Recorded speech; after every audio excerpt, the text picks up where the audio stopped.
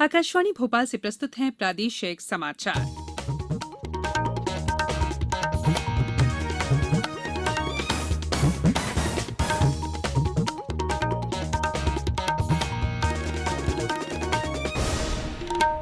नमस्कार, समाचारों के साथ मैं संयुक्ता बैनर्जी। पहले मुख्य समाचार। राज्य मंत्री परिषद ने बिजली बिलों को आधे किए जाने के फैसले को दी मंजूरी। कोरोना संकट के कारण इस बार भारत से हज यात्री मक्का मदीना नहीं जाएंगे, पूरी राशि की जाएगी वापस। प्रदेश में करीब 9,300 लोग कोरोना से स्वस्थ होकर घर लौटे। नीमच में आज 88 वर्षीय बुजुर्ग ने कोरोना को हराया। और रीवा, सतना, उमरिया सहित 17 जिलों में भारी बारिश का अनुमान। अब समाचार विस्तार से। मंत्रिपरिषद की बैठक में बिजली बिलों को आधे किए जाने को मंजूरी दी गई। मुख्यमंत्री शिवराज सिंह चौहान की अध्यक्षता में हुई इस बैठक में बताया गया कि जिन लोगों के बिल 400 रुपए तक आए हैं, उन उपभोक्ताओं को सिर्फ 100 रुपए महीना देना होगा। वहीं 400 रुपए से ज्यादा बिल वालों को 50% राशि का भुगतान करना होगा। बैठक में बताया गया कि बिजली की विसंगतियों को दूर करने के लिए विधानसभा स्तर पर शिविर का आयोजन किया जाएगा। केंद्र सरकार ने फैसला किया है कि कोरोना महामारी के कारण इस साल भारत से हज यात्री मक्का मदीना की यात्रा पर नहीं जाएंगे। अल्पसंख्यक मामलों के मंत्री मुख्तार अब्बास नकवी ने आज बताया कि सऊदी अरब के हज और उमराह मंत्री डॉक्टर मोहम्मद सालेह बिन ताहिर ने उन्हें फोन पर इस साल हज यात्रियों को सऊदी अरब नहीं भेजने का सुझाव दिया है। उन्होंने बताया कि बिना किसी कटौती के पूरी रकम ऑनलाइन आवेदकों के बैंक खातों में भेज दी जाएगी। आज ही से, बल्कि जिस समय हम आपको ये सूचना दे रहे हैं उसी समय से सभी जो 2,30,000 आवेदन जिन लोगों ने किया है उनका पैसा बिना किसी कटौती के ऑनलाइन पैसे वापस कर दिए जाएंगे। राज्य हज कमेटी की ओर से जारी विज्ञप्ति में कहा गया है कि बिना मेहरम आवेदन करने वाली महिलाओं को अगले वर्ष हज पर जाने की अनुमति दी जाएगी। योग गुरु बाबा रामदेव की पतंजलि आयुर्वेद ने कोविड-19 के उपचार के लिए कोरोनिल नाम की औषधि तैयार करने का दावा किया है। उधर केंद्र सरकार आयुष मंत्रालय ने कहा है कि उन्हें इस प्रकार की दवा की कोई जानकारी नहीं है। मंत्रालय ने बिना जांच के इस दवा का प्रचार नहीं करने को कहा है। वहीं इससे पहले उत्तराखंड के हरिद्वार में इस औषधि की शुरुआत करते हुए बाबा रामदेव ने कहा कि कोविड-19 के लिए पतंजलि ने आयुर्वेदिक चिकित्सकीय नियंत्रण, अनुसंधान, साक्ष्य और परीक्षण पर आधारित औषधि तैयार की है। पेट्रोल और डीजल की कीमतों में लगातार वृद्धि के विरोध में प्रदेश कांग्रेस द्वारा कल राज्य में प्रदर्शन किया जाएगा। पार्टी के अध्यक्ष कमलनाथ द्वारा जारी विज्ञप्ति के अनुसार सुबह 11 बजे सभी जिला, शहर और ब्लॉक मुख्यालयों पर नेता और कार्यकर्ता प्रदर्शन कर पेट्रोल और डीजल की कीमत कम करने की मांग करेंगे। श्री नाथ ने कहा कि कोरोना महामारी के काल में जहां लोग राहत की उम्मीद लगाए बैठे हैं, वहीं केंद्र और राज्य सरकारें पेट्रोल डीजल की कीमत लगातार बढ़ाती जा रही है। उन्होंने आरोप लगाया कि इस वजह से महंगाई बढ़ रही है और आम जनता प्रभावित हो रही है। ये समाचार आप आकाशवाणी भोपाल से सुन रहे हैं। हमारे समाचारों को अब आप कभी भी और कहीं भी अपनी सुविधा के अनुसार सुन सकते हैं। ये समाचार बुलेटिन यूट्यूब, ट्विटर और फेसबुक पर AIR न्यूज भोपाल पेज पर सुने जा सकते हैं। इसके अलावा आप हमारी वेबसाइट newsonair.com पर या AIR न्यूज ऐप पर भी समाचार सुन सकते हैं। ब्रेक के बाद समाचारों में एक बार फिर आपका स्वागत है। प्रदेश में कोरोना संक्रमित लोगों की संख्या 12,000 से ज्यादा हो गई है। हालांकि इनमें से करीब 9,300 लोग स्वस्थ होकर घर लौट चुके हैं। स्वास्थ्य मंत्री नरोत्तम मिश्रा ने बताया है कि राज्य में रिकवरी दर 76% हो गई है। अनूपपुर से हमारे संवाददाता ने बताया है कि जिला कोरोना मुक्त हो गया है। 5 वर्षीय बालक सहित अंतिम चारों संक्रमितों को आज अस्पताल से छुट्टी दी गई। उधर नीमच में 88 वर्षीय बुजुर्ग कोरोना को हराकर घर लौटे। भोपाल में आज 37 नए मरीज मिले। इस बीच आज राजधानी के 3 अस्पतालों से 41 मरीजों को डिस्चार्ज किया गया। जबलपुर में 4 नए मरीजों के साथ संक्रमितों की संख्या 365 हो गई है। छिंदवाड़ा में आज 11 संक्रमितों का पता चला। सीधी में एक नए संक्रमित के साथ प्रभावितों की संख्या 19 हो गई है। खंडवा में आज 5 रिपोर्ट पॉजिटिव आई है और 51 नमूने नेगेटिव प्राप्त हुए हैं। कोरोना संकट को देखते हुए स्कूल के बाद अब कॉलेज के विद्यार्थियों को भी जनरल प्रमोशन दिया जाएगा। स्नातक प्रथम और द्वितीय वर्ष तथा स्नातकोत्तर द्वितीय सेमेस्टर के परीक्षार्थियों को बिना परीक्षा दिए अगली कक्षाओं में प्रवेश दिए जाने का फैसला किया गया है। विद्यार्थियों को उनके पिछले वर्ष या सेमेस्टर के अंकों या आंतरिक मूल्यांकन के आधार पर अगली कक्षा या सेमेस्टर में प्रवेश दिया जाएगा। इससे प्रदेश में स्नातकोत्तर के 17,77,000 परीक्षार्थियों को सुविधा होगी।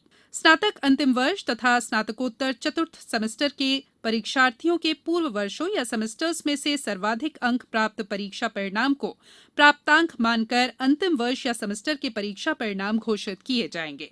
ऐसे परीक्षार्थी जो परीक्षा देकर और सुधार चाहते हैं, उनके पास परीक्षा देने का विकल्प भी रहेगा। वे आगामी घोषित तिथि पर ऑफलाइन परीक्षा दे सकेंगे। आत्मनिर्भर भारत अभियान की तर्ज पर उमरिया जिले में आत्मनिर्भर मध्यप्रदेश अभियान की शुरुआत की गई है, जिसके तहत स्व सहायता समूहों की महिलाओं को रोजगार से जोड़कर आर्थिक रूप से स्वावलंबी बनाने के लिए कौशल उन्नयन प्रशिक्षण की शुरुआत की गई है। पेश है एक रिपोर्ट। पिछले दिनों मुख्यमंत्री शिवराज सिंह चौहान ने स्वयं सहायता समूहों के सदस्यों से वीडियो कॉन्फ्रेंसिंग के जरिए बात कर उनके द्वारा किए जा रहे कार्यों की जानकारी ली थी।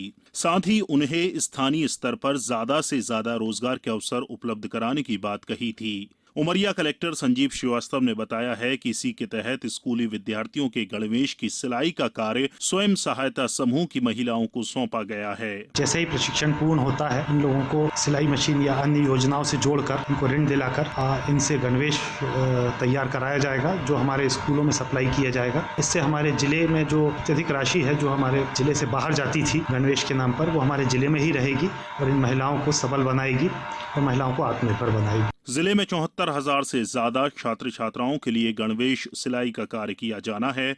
ऐसे में संकुल स्तर पर सेंटर स्थापित कर महिलाओं को ट्रेनिंग दी जा रही है। यहाँ दक्षता हासिल कर रही महिलाएं संभावित आमदनी को लेकर भी काफी उत्साहित हैं। मेरा नाम पूनम नायक है। इस लॉकडाउन में जो महिलाएं बहुत परेशान हुई है, उनके पास रोजगार कुछ भी नहीं मिल रहा था, तभी मुख्यमंत्री जी ने गणवेश सिलाई का काम दिए, जिसमें मेरे साथ 20 महिलाएं भी गणवेश सिलाई का काम सीख रही हैं, ट्रेनिंग दे रही हैं। मेरा नाम जय यादव है। हमारे यहाँ लॉकडाउन के दौरान सभी महिलाएं जो समूह से जुड़ी हुई हैं, वो सभी परेशान थी, कोई रोजगार नहीं मिल रहा था और हमारे यहाँ की महिलाएं बहुत खुश हैं और हम भी बहुत खुश हैं। कोविड-19 से पैदा हालात में जहां महिलाएं न सिर्फ आत्मनिर्भर बनेंगी बल्कि अपने घर में आर्थिक रूप से भागीदारी भी कर पाएंगी। उमरिया से संतोष गुप्ता के साथ समाचार कक्ष से मैं राशिद अहमद खान। उपराष्ट्रपति, प्रधानमंत्री और केंद्रीय गृह मंत्री ने आज भारतीय जनसंघ के संस्थापक और प्रसिद्ध शिक्षाविद डॉक्टर श्यामा प्रसाद मुखर्जी की पुण्यतिथि पर उन्हें श्रद्धांजलि अर्पित की। सूचना और प्रसारण मंत्री प्रकाश जावड़ेकर ने भी उन्हें याद किया।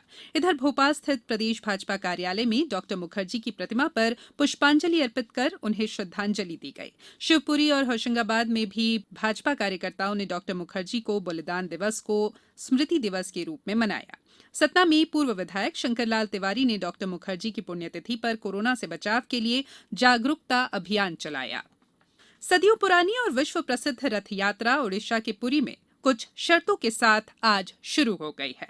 श्रद्धालु द्वारा खींचे जाने से पहले रथ पर झाड़ू लगाने की रस्म पुरी के गजपति महाराज दिव्य सिंह देव ने की। मुख्यमंत्री शिवराज सिंह चौहान ने भी प्रदेशवासियों को जगन्नाथ यात्रा की बधाई दी है। होशंगाबाद में जगन्नाथ मंदिर परिसर में भी परंपरा निभाते हुए रथ घुमाया गया।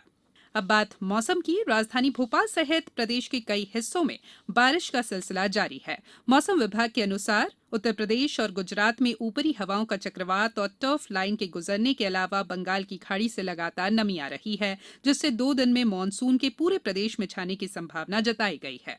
शिवपुरी से हमारे संवाददाता ने बताया है कि जिले में आज मानसून की पहली बारिश हुई, जिससे लोगों को गर्मी से राहत मिली। नीमच, होशंगाबाद, सतना, उमरिया जिले में आज बारिश होने से लोगों को उमस भरी गर्मी से राहत मिली है।